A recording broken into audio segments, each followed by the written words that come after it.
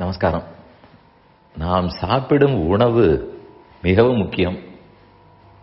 வாய்க்கு ருச்சியாக இருக்க வேண்டும், வயிற்றுக்கு இதமாய் இருக்க வேண்டும், மொத்த உடம்புக்குமே நல்லது செய்ய வேண்டும்.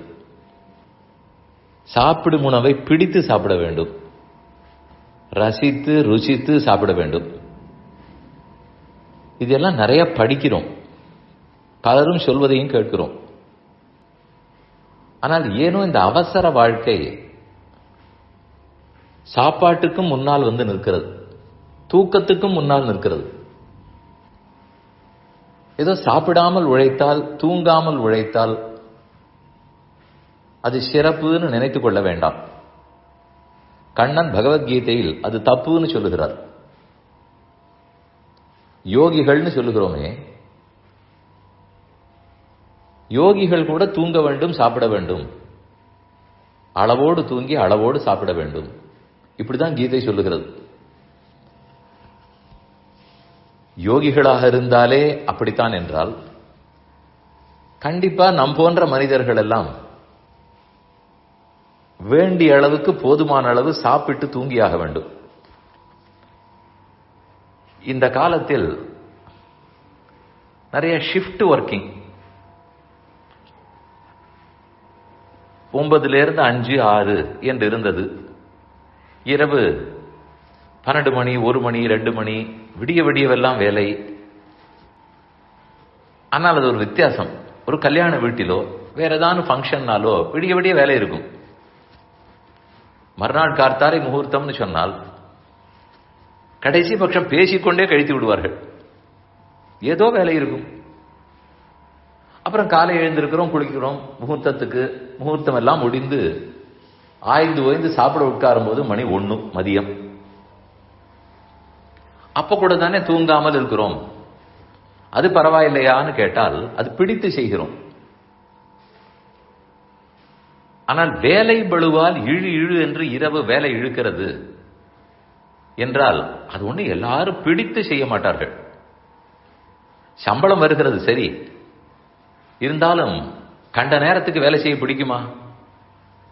8 மணி நேரம் செய்யலாம், 9 மணி நேரம் செய்யலாம். இல்ல ஒரு நாளைக்கு ரொம்ப நேரம் உழைக்கிறார், இதெல்லாம் படிப்போம். ஓஹோன்னு வாழ்ந்தவர் இவ்வளவு நேரம் உழைத்திருக்கிறார், அவ்வளவு நேரம் உழைத்திருக்கிறார். அது ஒரு சிலரால் முடியலாமா இருக்கும், உங்களால் கூட முடியலாமாக இருக்கும். ஆனால் அதற்கும் ஒரு அளவு வேண்டும். நாத்தியஷ்ணதஸ்து யோகோஸ்தின்னு கண்ணன் சொல்லுகிறார். அதிகமா பட்டினி கிடக்கவனுக்கும் அதிகமாக விழித்திருக்கிறவனுக்கும் யோகமே கைகூடாது என்கிறார். இன்னும் கேட்டால் யோகத்தில் ஒரு வகையே அப்படியே அந்த ஆசனத்தை பண்ணி கொண்டிருந்தால் தூக்கம் வந்துவிடும். அதே போல் ஆசனங்கள் எல்லாம் உள்ளன. சில வகையான தியானங்களில் தூக்கமே வரலாம், தப்பே இல்லை. தூங்குவதே தப்பு, உழைக்க வேண்டும்னு யாரும் நினைக்க வேண்டாம். தூக்கத்தின் போது எத்தனையோ நன்மைகள் கிடைக்கின்றன. அதேபோல் சாப்பிடும் போதும் அப்போதுதான் உடம்புக்கு வேண்டிய எனர்ஜி கிடைக்கும். என்ன, வெறும் வாய்க்கு ருச்சியானதை சாப்பிடக்கூடாது, உடம்புக்கு நல்லது செய்வதை சாப்பிட வேண்டும். எதையுமே நிறைய சாப்பிடக்கூடாது. எதுவும் கூடாது என்றில்லை. நெய்யே கூடாது, எண்ணெயே கூடாது, வெண்ணெயே கூடாது, இப்படியெல்லாம் நினைத்துக் கொள்ள வேண்டாம். அதே வைத்தியர் கொஞ்ச நாள் கழித்து, ஓ நான் இவ்வளவு குறைக்க சொல்லவில்லையேன்னு சொல்லி விடுவார். அப்படியே குறைத்து உடல் பாதியாக இழைத்து அப்படியெல்லாம் தேவையும் இல்லை. வயதும் ஒரு முக்கியத்துவம் பெறுகிறது. இளம் வயதாக இருந்தால் சாப்பாட்டை குறைத்து குறைத்து உடம்பை குறைக்க முடியாது. உடற்பயிற்சியால் தான் குறைக்க வேண்டும். சாப்பாட்டை குறைத்தால் சக்தி குறைந்து விடும். வயதாக வயதாக சாப்பாடு குறையலாம், ரொம்ப உடற்பயிற்சி பண்ண முடியாது, ஓட முடியாது. அதனால் சாப்பாட்டை குறைத்து வெயிட்டை மெயின்டைன் பண்ணலாம். அதை இளைஞர்கள் பண்ண போனால் அதற்கப்புறம் இன்னும் வாழ்க்கை எவ்வளவு வருடங்கள் இருக்கின்றன. சில பேர் ரொம்ப ஹெல்த் கான்சியஸ், டயட் கான்சியஸ் சொல்லிக்கொண்டு ஓஹோ என்று பட்டினி, பல நாட்கள் ஏகாதசி. அப்படி இல்லை, 15 நாளைக்கு ஒரு முறை ஏகாதசி இருந்தால் போதும். அதனால் இளைஞர்களிடத்திலும் வேண்டுகோள், ரொம்பவே சாப்பிடாமல் இருக்க வேண்டும். கடைசியில் சாப்பிடும் போது எங்கேயோ போய் சாப்பிட்டு ஆரோக்கியம் இல்லாத உணவை சாப்பிட்டு விடுகிறார்கள். அதனால் மிதமாக இருக்க வேண்டும், ஆரோக்கியமாக இருக்க வேண்டும், ஹைஜீனிக்காக இருக்க வேண்டும். நன்றாகவே சாப்பிடலாம், ஒன்றும் குறையில்லை. ஆனால் அது சுத்தமான உணவா என்று பார்த்து சாத்விகமான உணவை உண்ண வேண்டும். உணவே மருந்து என்று சொல்லுகிறார்கள். மருந்து என்று எந்த பொருளில் சொல்லப்படுகிறது? கொஞ்சமாக சாப்பிட வேண்டும்ங்கிற பொருளில் இல்லை. மருந்து எப்படி உடம்புக்கு நல்லது செய்யுமோ, வியாதி வராமல் தடுக்குமோ, அதை போல் உணவும் இருக்க வேண்டும்ங்கிற பொருளில் சொல்லப்படுகிறது.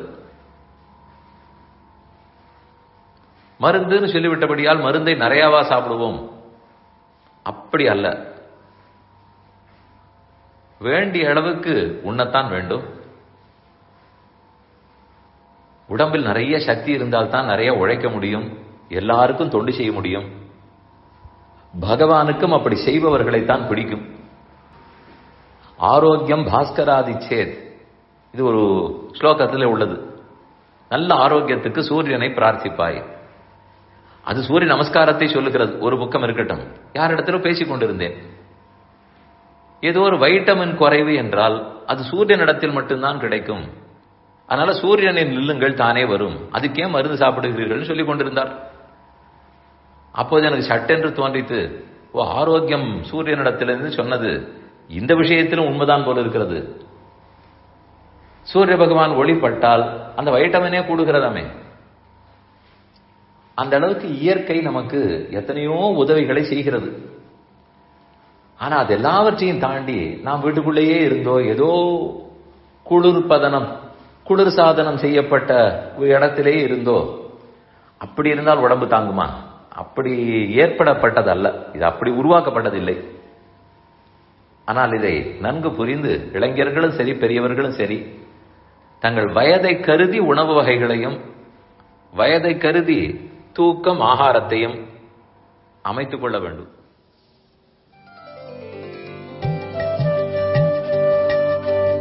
இந்த என் பணி ஆடியோவை உங்களுக்காக வழங்கியவர் வேலுக்குடி ஸ்ரீ கிருஷ்ணன் சுவாமி. இந்த ஆடியோவை தினமும் உங்கள் மொபைலில் பெற கிஞ்சித் என் பணி KINCHITENPANI